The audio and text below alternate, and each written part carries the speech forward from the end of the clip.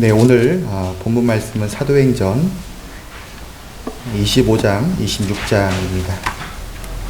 신약 성경으로는 페이지 수로 232페이지가 되겠습니다.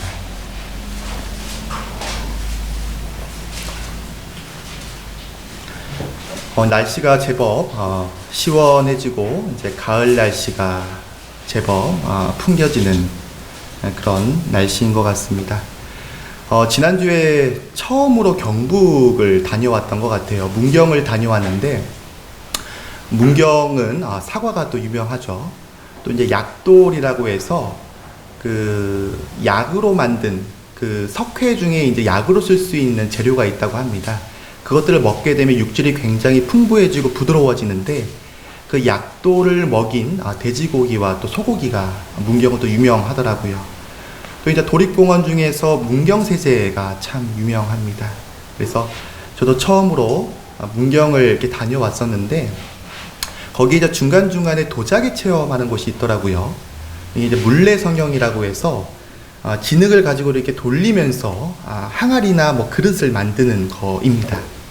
그래서 선생님 옆에 앉아가지고 어떻게 만드는지 이렇게 보니까 크게 세 가지 동작이더라고요. 처음에는 이렇게 누릅니다. 그래서 깊이를 정하게 되고요. 그 다음에 이렇게 벌리게 돼요. 그러면 이제 공간, 너비를 정하게 되는 거고, 그 다음에 이제 세심하게 이제 들어 올리게 되면 높이를 정하게 됩니다. 크게 세 가지입니다. 누르고, 벌리고, 높이고. 그래서 나도 충분히 할 수 있겠다 생각을 해서 한번 해보시라고 하더라고요, 선생님께서. 그래서 자신만만하게 이제 손을 갖다 댔습니다. 그런데 확실히 아는 거와 하는 것은 차이가 있더라고요. 그 앞에서 멍 때리게 됐습니다. 알기는 아는데 어떻게 해야 될지, 뭐부터 해야 될지 좀 두려움이 먼저 앞서게 되더라고요. 그래서 참 아는 거와 또 행하는 거에는 분명히 간극이라는 차이가 존재하구나, 이런 것들을 좀 생각을 해보게 됐습니다. 우리 신앙도 마찬가지인 것 같아요. 예수님을 아는 거, 하나님을 아는 것, 그것보다 더 어떤 성경 안에서 하나님과의 깊은 교제 가운데 우리가 머물게 되고 관계가 더 두터워지게 되면 우리의 삶 가운데 보이지 않는 하나님의 손길을 우리는 느낄 수가 있습니다. 시편 139편에 보면 그 다윗이 나를 감찰하시는 하나님을 찬양하고 노래하는 시가 나와 있습니다. 내가 앉고 일어섬을 아시고 눕는 것도 아시고 내가 생각하는 거나 말하는 거나 행동하는 것을 다 아신다. 내가 형질이 지어지기 전에, 모태로부터 지어지기 전에 나를 아셨고 나의 모든 삶의 전부를 다 계획하시는 분이 하나님이시다라고 이렇게 고백을 하고 있습니다. 정말 하나님은 그러신 분이신 것 같습니다. 우리의 그 세밀한 작은 부분까지도 다 아시고요. 또 선한 길로 인도하시고 또 중간중간에 문제가 생길 때마다 보호하시는 분이 바로 하나님이시라는 것들을 우리가 볼 수가 있고 경험할 수 있습니다. 오늘 본문 사도행전 25장, 26장을 통해서 그러하신 하나님을 저희들이 함께 만나보기를 원합니다. 지난 시간에 이제 바울이 로마의 총독이었던 벨릭스의 앞에서 재판을 받는 이야기를 함께 나눴습니다. 그때 이제 대제사장이었던 아나니아와 또 장로들, 그 다음에 당대 최고의 변호사였던 벨릭스, 더둘로였죠. 변호사 더둘로가 함께 이제 그곳에 가서 바울을 이제 고발하게 되는데, 바울 같은 경우에는 자신을 변호해줄 사람이 아무도 없었기 때문에 셀프 변론을 하게 됩니다. 하지만 거짓으로 고발하는 그들 앞에서 사실이고 진실이었기 때문에 담대하게 바울이 변론을 하게 되죠. 결국에는 승리로 마무리가 되게 됩니다.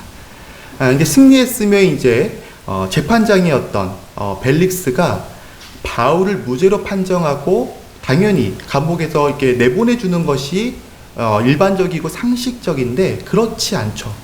정치적인 사람이었기 때문에 내가 혹 바울을 내보내게 주게 되면 혹시 유대인들의 반발을 사지 않을까, 이러한 어떤 두려움에 사로잡히게 돼서 결국에는 바울을 계속 감옥 가운데 가두어 두게 됩니다. 그게 이제 시간이 흘러 비록 2년이라는 시간 동안 가두어 놓게 돼요. 그러면서 이제 임기가 끝나게 되고 이 벨릭스는 본국으로 다시 돌아가게 되죠. 그때 이제 신임으로 더둘로라는 사람이 베스도라는 사람이 다시 이제 로마로 오게 됩니다. 그러면서 25장이 시작이 되거든요. 자, 1절 말씀 보면, 자, 베스도가 부임한 지 3일 후에 가이사랴에서 예루살렘으로 올라가니, 이 베스도라는 총독이 부임하자마자 3일 후에 예루살렘으로 올라가서 그 대제사장들과 지도자들을 만나게 됩니다. 근데 그 만남 속에서 그 유대인들이 이제 그 베스도 총독에게 이렇게 얘기를 합니다. 총독님, 이곳에 오셔서 환영합니다. 저희들이 그 어느 총독보다도 적극적으로 지지하고 협조할 수 있도록 하겠습니다. 하지만 한 가지 청이 있습니다. 전 총독이 아직 재판을 마무리 짓지 않고 돌아간, 아직 가이사랴의 감옥에 있는 바울이라는 사람이 있습니다. 그 사람을 저희들에게 보내주십시오. 지금 이렇게 지금 청을 하고 있는 것입니다. 이 바울이라는 사람은 유대인입니다. 유대인. 저희들이 지금 그 공회를 열어서 이 바울을 심판하려고 하는데, 지금 로마가 갑자기 개입하는 바람에, 로마 총독이 개입하는 바람에 이 문제가 굉장히 심각해지고 복잡해지고 커져가지고 아직까지 2년이라는 시간 동안 풀리지 않은 채 남아 있습니다. 그렇기 때문에 가이사랴에서 예루살렘으로 바울을 이감해 달라고 요청을 하고 있는 겁니다. 근데 여기에 그 2년 전에도 이렇게 얘기를 했었어요. 이들이 똑같이 지금 이 바울이라는 사람을 본인들에게 보내달라고 요청을 하고 있는 겁니다. 그때 당시에는 영내에 있던 이 바울을 그 예루살렘으로 보내달라고 요청을 했었는데, 어떤 이유 때문이었는지는 저희가 3절 말씀을 보겠습니다. 사도행전 25장 3절 보면, 바울이 예루살렘으로 옮기기를 청하니 이는 길에 매복하였다가 그를 죽이고자 함이더라. 그 23장에 보면 그 바울에게 악감정을 가지고 있는, 그러니까 이 당을 지었다라고 표현이 되어 있죠. 바울을 죽이기까지 먹지도 않고 마시지도 아니하겠다라고 당을 지은 사람들이 있었습니다. 그래서 영내에서 예루살렘으로 옮겨지는 과정에서 매복하고 있다가 바울을 죽여야겠다라는 암살을 꾀하게 되죠. 근데 그 계획이 이제 세워나가게 되고 결국에는 천부장의 기회까지 들어가게 됩니다. 그래서 천부장이 이제 바울을 그 많은 군사들을 동원해서 가이사랴로 보내게 되잖아요. 근데 이들은 또다시 바울을 예루살렘으로 보내달라고 요청을 하고 있는 겁니다. 그거는 다시 또 매복하고 있다가 죽이려고 하는 영모를 생각을 하고 있는 것이죠. 2년이라는 시간이 지났음에도 불구하고 그들은 바울을 죽이기 위해서 끊임없이 생각하고 거기에 사로잡혀 있는 것들을 볼 수가 있습니다. 왜 그렇게 그들의 머릿속에는 항상 바울에 대한 그런 시기심으로 가득한 것인가? 누가 그 마음을 요동치게 하는 것인가? 누가 그들의 삶을 그렇게 흔들고 있는 것인가? 이것을 저는 누가복음 22장 1절과 6절 말씀에서 좀 살펴보게 되었습니다. 저희들이 잘 아는 말씀이죠. 예수님과 제자들이 최후의 만찬을 하기 전에 이 가룟 유다가 이제 예수님을 은 30에 팔아넘기기 전에 영모를 꾸미고 있는 장면이 등장을 합니다. 22장 1절부터 6절 한번 보겠습니다. 유월절이라 하는 무교절이 다가오매 대제사장들과 서기관들이 예수를 무슨 방도로 죽일까 궁리하니 이는 그들이 백성을 두려워함이더라. 12 중에 하나인 가롯이라는 부르는 유다에게 사탄이 들어가니 이에 유다가 대제사장들과 성전 경비 대장들에게 가서 예수를 넘겨줄 방도를 의논하매 그들이 기뻐하여 돈을 주기로 언약하는지라. 유다가 허락하고 예수를 무리가 없을 때에 넘겨줄 기회를 찾더라. 그 3절 말씀 보면 가룟 유다에게 누가 들어갔냐면 바로 사탄이 들어갔습니다. 가룟 유다의 마음 가운데 탐욕이라는 그 더러운 죄가 있었고 그것을 보고 사탄이 공격했고 들어가서 지배를 하기 시작을 했던 것입니다. 사단은 우리에게도 마찬가지입니다. 우는 사자와 같이 삼킬자를 두루 다닌다라고 성경에서는 나와 있습니다. 사자가 사냥할 때 어떻습니까? 자신을 감추게 되죠. 그리고 먹잇감을 노려보게 되고 그 좋은 타이밍을 잡아서 치명적인 그런 타격을 입게 됩니다. 이렇듯 사단은 우리 신앙 가운데에서도 우리가 말씀 위에서 믿음을 굳건히 세우지 않으면, 또 우리가 전신갑주를 입고 경계하고 조심하고 또 공격하고 방어하지 않으면 언제 어느 순간에 사단이 틈을 타고 우리 가운데 지배할지 모른다라는 말씀인 것입니다. 참 저는 벌레를 굉장히 싫어하는 편이긴 합니다. 저희 자매도 바퀴벌레나 거미가 나오면 기겁을 하거든요. 저도 이제 어렸을 때 집에서 개미가 굉장히 많이 나왔기 때문에 그 개미만 보면 굉장히 이렇게 조심스러워지고 긴장을 좀 하게 되더라고요. 그래서 저희가 이제 벌레가 나타나면 어떻습니까? 모든 수단과 방법을 동원해서 벌레를 잡아 죽이잖아요. 죄에 대해서는 어떻습니까? 그렇게 미워해 본 적이 있는가? 벌레를 죽이려고 하는 그 마음처럼 죄에 대해서 그런 태도를 가져봤는지 생각을 해볼 필요가 있다라는 것입니다. 이 죄라는 게 어떻습니까? 나와 하나님과의 관계를 깨트리는 게 바로 죄입니다. 또 삶의 문제를 굉장히 심각하게 만드는 게 죄입니다. 그렇지만 우리는 그 죄를 오히려 미워하는 것이 아니라 사랑하지 않았을까 생각을 또 해보게 되는 것 같습니다. 하나님께서는 죄를 짓는 것보다 그 넘어서서 미워하게 되기를 원하십니다. 잠언 8장 13절 보면 여호와를 경외하는 것은 악을 미워하는 것이라.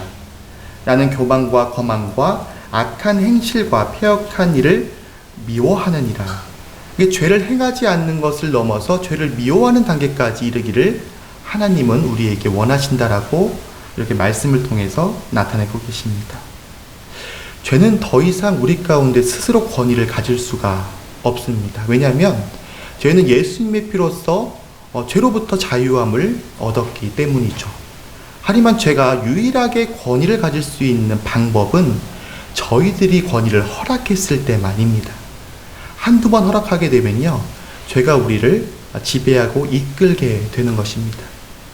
우리 마음 안에는 죄의 욕구와 거룩한 성령의 욕구가 동시에 존재한다는 것을 이해할 필요가 있습니다. 그렇기 때문에 죄에게 권위를 허락하신 것이 아니고 성령에게 권위를 허락하셔야 되는 것입니다.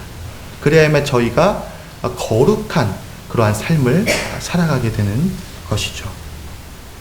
이렇게 이제 그들은 바울을 예루살렘으로 보내달라고 이 베스도 총독에게 요청을 하지만 그 베스도 총독이 바울은 시민권자, 로마의 시민권자를 가진 사람이었기 때문에 그냥 넘겨주게 되면 공직자로서 윤리적으로 문제가 될 수 있기 때문에 그것들을 좀 거절하게 됩니다.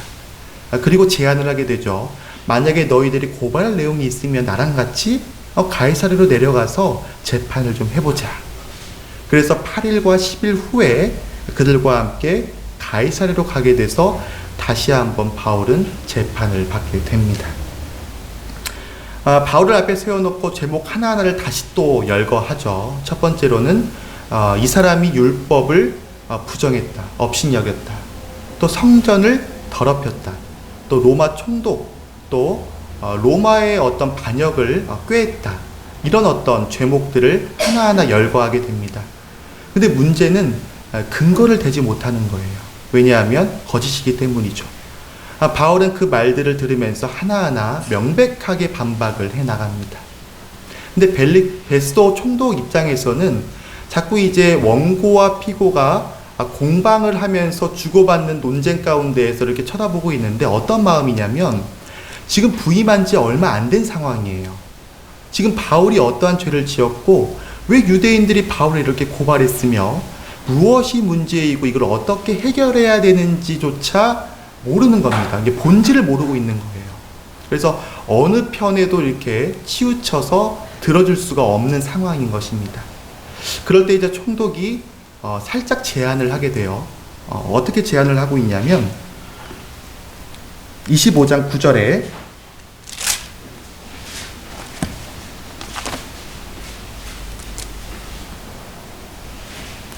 8절부터 보겠습니다.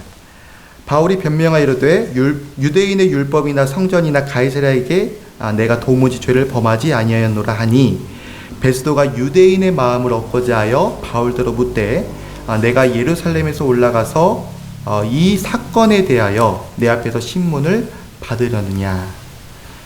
그러니까 지금 베스도가 바울에게 이렇게 이제 권하고 있는 것입니다. 이것은 이 문제는 종교적인 문제이기 때문에 이 로마가 개입해서 로마법으로 다스리는 것들은 좀 아닌 것 같다. 그러니까 우리가 예루살렘으로 가서 다시 한번 재판을 좀 해보자. 왜 이러한 말을 하고 있냐면 9절 말씀에 나와 있죠. 베스도가 유대인의 마음을 얻고자 하여. 지금 유대인들을 더 들으라고 지금 베스도가 이렇게 권하고 있는 것입니다. 근데 바울의 입장에서는 어떻습니까?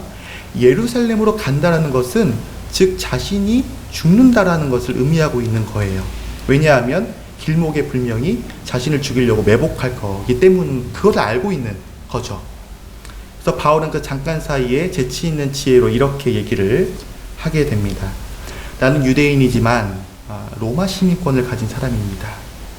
로마인은 권리를 가지고 있습니다. 자신이 재판받을 곳에 가서 재판을 받을 수 있는 권리입니다. 저를 가이사랴도 아니고 예루살렘도 아니고 로마로 보내주십시오 라고 얘기를 합니다. 그래서 이제 총독과 거기에 모여있는 배석자들이 이제 의논을 해서 이렇게 얘기를 하게 되죠. 너가 가이사랴께 상소하였으니까 너의 말대로 제가 로마로 보내겠다라고 하게 됩니다. 이렇게 이제 재판을 더 마무리가 되게 되죠. 그래서 이제 베스도 총독은 이제 고민에 빠지기 시작을 합니다. 황제께 보내려면 죄목을 밝혀야 되고요. 이 문제가 어디에서부터 발단이 되었고 어떻게 풀어나가야 되는지에 대한 보고서를 작성을 해야 되는데 전혀 쓸 수가 없는 거예요. 이 어떤 재판의 어떤 본질적인 문제를 모르기 때문이죠. 이렇게 이제 고민 가운데 있는데 자신을 도와줄 수 있는 사람들이 등장을 하게 됩니다. 이 사람들은 그 아그리빠 왕과 버니게라는 부부가 이제 찾아오게 되죠. 이 아그리빠 왕은 어떤 사람이냐면 정확하게 말하면 헤롯 아그리빠 2세입니다. 이게 할아버지가 헤롯 대왕이에요. 우리가 잘 알듯이 그 예수님이 탄생했을 때 2살 아래의 남자아이를 다 사용하라고 했던 그 끔찍한 일을 이루었던 사람이었습니다. 또 세례 요한을 목을 뱉던 사람이었죠. 또 그 아버지는 헤롯 아그리빠 1세, 사도 야고보를 또 죽였고 또 베드로를 옥에 가뒀던 사람이었습니다. 그 지금 아들이 바로 헤롯 아그리빠 2세, 여기에서 나타나고 있는 아그리빠 왕입니다. 그리고 같이 왔던 이 버니게는 여동생입니다. 근데 지금 정상적이지 않은 어떤 관계가 있는 것들을 보게 되는 것이죠. 지금 이들이 이제 처음 이제 총독이 이제 부임했다라는 소식을 듣고 인사차 오게 되는데 이들에게 이제 고민을 상담하게 되는 것입니다. 왜냐하면 유대인도 잘 알고 있고 로마 사정도 잘 알고 있기 때문에 지금 내가 고민하고 있는 문제를 해결할 수 있다고 생각을 했던 것이죠.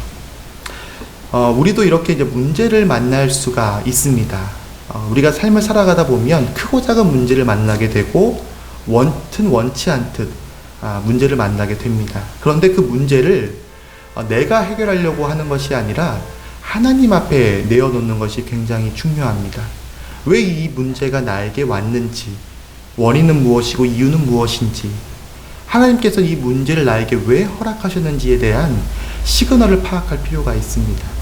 그렇다고 한다면 어떻게 이 문제를 해결하기를 원하시고 어떻게 문제를 풀어나가기를 원하시는지 하나님 앞에 그 문제를 묻고 답을 얻어야 된다라는 것입니다. 근데 지금 버니게는 아그리빠 왕과 이제 버니게에게 자신의 고민들을 하나하나 얘기를 꺼내게 되죠. 그래서 이제 그 고민을 듣고 난 아그리빠 왕이 나도 이제 바울을 보고 싶다 해서 이튿날 다시 이제 버니게와 아그리빠 왕, 또 베스도 총독, 또 고위 관리자들 앞에서 청문회가 또 시작이 됩니다. 그래서 이제 청문회가 시작이 되는데 바울이 이제 자기를 먼저 소개를 하게 됩니다. 어떻게 소개를 하고 있냐면, 나는 유대인입니다. 그리고 바리새인 파입니다. 그 당대 최고의 학문이었던 가말리엘에서 나는 공부를 했습니다. 나는 어렸을 때부터 율법을 공부했고 율법을 지키려고 안간힘을 썼던 사람이었습니다. 그런데 율법을 부정하는 그 기독교인들을 보게 되니까 미워하지 않을 수가 없었습니다. 그래서 내가 교회를 핍박하고 그 그리스도인들, 종교인들을 잡아오게 가두고 그를 죽이는데 찬성하는데 앞장섰던 사람이었습니다. 그런데 지금 다메섹에 지금 복음이 전파된다라는 그 소식을 듣고 내가 대제사장에게 가서 그들을 잡아올 수 있는 권한을 가지고 다메섹에 가던 도중에 그 낮 12시 정오, 그때 이제 하나님께서 햇빛보다 강력한 빛을 자신에게 둘러 비췄다라는 거 이제 간증을 하게 되는 것이죠. 그래서 그 위에서 어떤 음성이 들렸냐면 사울아 사울아, 자기 이름을 부르는 음성이었다라는 것입니다. 여기에서 보면 참 하나님의 은혜를 다시 한번 볼 수가 있습니다. 지금 바울이 하나님께 찾아간 것이 아니고 하나님께서 바울을 찾아가셨습니다. 이 찾아왔다라는 것은 굉장히 하나님의 큰 은혜입니다.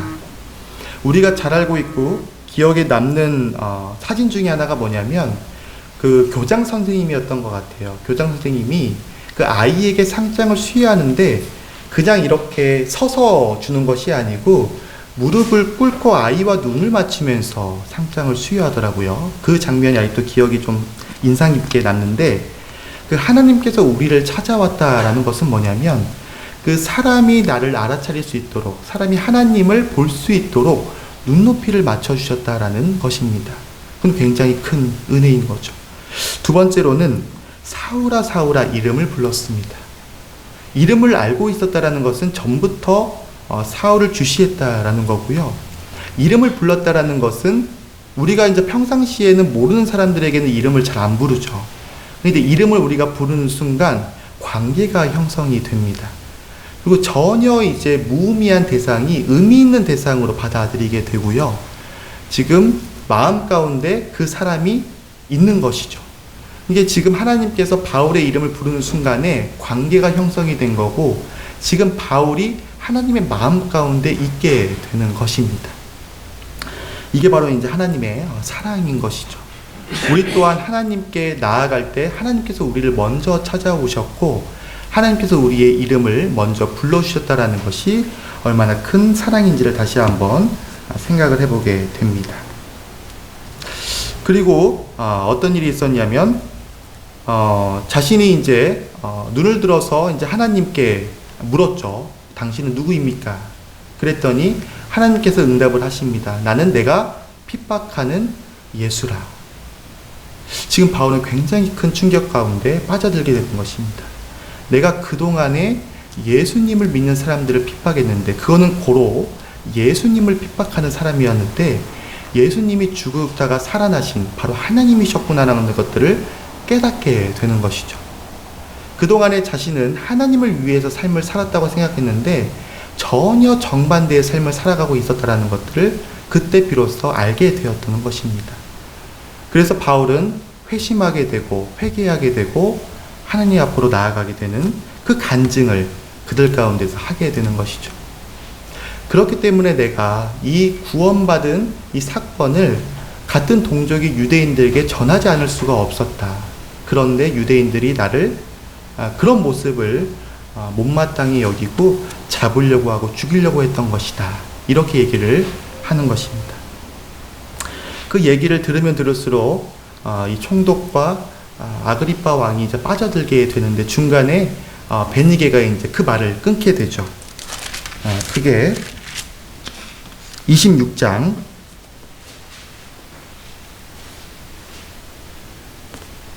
24절입니다. 바울이 이같이 변명하매 베스도가 크게 소리내어 이르되 바울아 내가 미쳤도다. 베스도가 듣다가 그만해라 라고 이제 그 말을 끊게 됩니다. 너가 율법을 공부하고 예수님을 믿더니 네가 종교적으로 심취해가지고 드디어 네가 미쳤구나 라고 얘기를 하고 있는 것이죠. 근데 바울이 미친 게 아니죠. 참되고 온전한 말을 하고 있었던 것입니다. 우리가 보통 이제 술에 취한 사람들을 보면 만취한 상태에서 세상이 돈다라고 표현을 하잖아요. 실질적으로 보면 세상이 돌고 있는 것이 아니고 자기가 취해서 자기가 돌고 있는 것이죠. 어떤 색안경을 끼고 우리가 사물을 보라보면 반드시 왜곡이 일어나게 되는 것입니다. 이들은 자신의 어떤 고정관념, 어제는 편견, 선입견에 꽉 차 있어가지고 이 지금 바울의 이야기를 듣는 데 있어서 왜곡되게 지금 보고 있으면서 미쳤다라고 얘기를 또 하는 것이죠. 그랬더니 바울은 그 말을 듣고 이렇게 또 얘기를 합니다. 29절 말씀을 보면 바울이 이르되 말이 적으나 많으나 당신뿐만 아니라 오늘 내 말을 듣고 모든 사람도 다 결박된 것 외에는 나와 같이 되기를 하나님께 원하나이다 하니라. 이렇게 결박된 것 외에는 나와 같이 되기를 하나님께 원하나이다 하니라. 지금 아그리빠 왕 입장에서 보면 자신은 모든 것을 다 가진 사람입니다. 그에 반해서 지금 바울은 모든 것을 다 갖지 못한 상황이에요. 세상적인 기준으로 보면 자신은 모든 부와 명예와 권력을 다 움켜쥐고 있는 사람인데 바울 같은 경우에는 전혀 그렇지 않은 상황인 것입니다. 근데 바울은 뭐라고 얘기하고 있냐면 나와 같이 되기를 원한다라고 얘기를 하고 있는 거예요. 나와 같이 되기를 원한다라는 것은 그 앞절에 29절에 나와 있죠. 28절에 아그리빠가 바울에게 이르되 내가 적은 말로 나를 권하여 그리스도인이 되게 하려 하는도다. 이 그리스도인이 되게 하려 하는도다. 나와 같이 되십시오라는 말은 예수님을 믿으십시오. 우리를 위해서 죽었다 부활하신 예수님을 믿고 복음을 믿으십시오라고 얘기를 하는 것입니다. 그들은 가진 것처럼 보이지만 가진 자들이 아니죠. 이 나처럼이라는 것은 밑바탕에 어떤 게 깔려 있냐면 만족의 어떤 상태가 있는 것입니다. 우리가 세상으로부터 모든 것들을 채우려고 해도 우리의 마음을 다 채울 수가 없죠. 공허하고 빈 어떤 텅 빈 어떤 나의 어떤 마음을 보게 됩니다. 그런 것들을 사회적으로나 정치적인 어떤 상황들을 보더라도 그런 모습들이 자주 보이는 것 같아요. 그런데 우리는 하나님께 영광을 위해서 지음받은 존재이기 때문에 하나님 안에 거할 때 온전히 우리가 만족함을 누릴 수가 있는 것입니다. 지금 바울은 그들에게 이 참된 만족을 얻기 위해서 예수님을 믿으라고 나처럼 되십시오라고 얘기를 하고 있는 것이죠. 그리고 또 후반절에는 하나님께 원하나이다 하니라 라고 얘기를 하고 있습니다. 이 구원이라는 것은 나의 힘과 능력으로 되는 것이 아니고 하나님께서 은혜로 주신다는 것을 다시 한번 또 보게 됩니다. 그래서 이제 이 청문회가 또 마무리가 되게 됩니다. 그래서 이제 아그리빠 왕이 이제 버니게에게 자신이 느꼈던 소감을 얘기하고 있는데 이 바울을 볼 때 종교적인 문제만 있을 뿐 사회적으로나 정치적으로나 법적으로는 문제가 되지 않는다. 이 사람은 악행의 어떤 혐의를 찾아볼 수가 없다라고 얘기하는 것들을 볼 수가 있습니다. 우리가 사도행전 25장 26장 말씀을 통해서 하나님의 보이지 않는 그 손길을 혹시 느끼셨는지 모르겠습니다. 만약에 바울이 유대인이 관리하고 있는 감옥에 갇혀 있었다고 한다면 어떻겠습니까?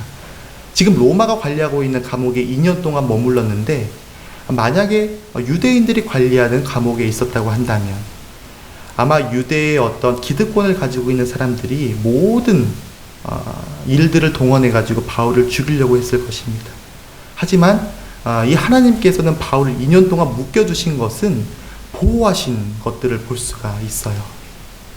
또 한 가지는 지금 바울이 로마로 넘어가야 되는데 신기하게도 우리가 퍼즐 하나하나를 보면 잘 보이지 않지만 다 맞춰져 있는 어떤 그림을 보면 맥락을 좀 살펴볼 수가 있잖아요.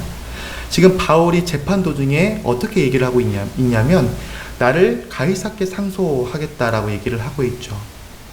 그러니까 지금 베니스가 원래는 예루살렘으로 가서 재판을 받으려고 했던 그 권한 말이 가이사께 상소하겠다라는 말로 이어지게 되고 결국에는 로마로 가게 되는, 그 다음 장에 로마로 이동하게 되는 것들을 볼 수가 있습니다. 이렇게 하나님께서는 악인들을 통해서도 하나님의 큰 계획을 이루시는구나라는 것들을 보게 되는 것이십니다. 이럴 때 우리 삶 가운데는 하나님께서 우리가 등 뒤에, 우리가 앞에 있으면 보이게 되죠. 하지만 하나님께서는 보이지 않는 등 뒤에서도 우리를 보호하시고 이끄시고 또 선한 계획 가운데에서 그 일들을 이루시는 것들을 다시 한번 우리가 말씀을 통해서 볼 수 있는 것 같습니다.